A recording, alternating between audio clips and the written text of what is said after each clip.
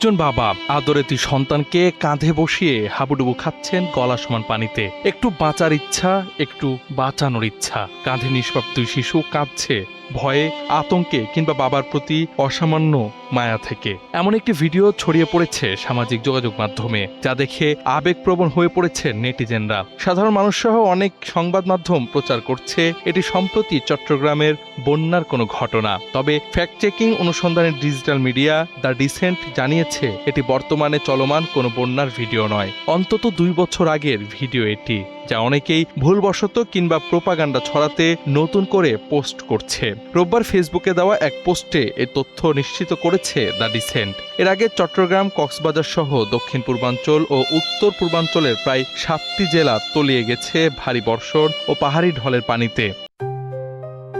JBS holdings limited.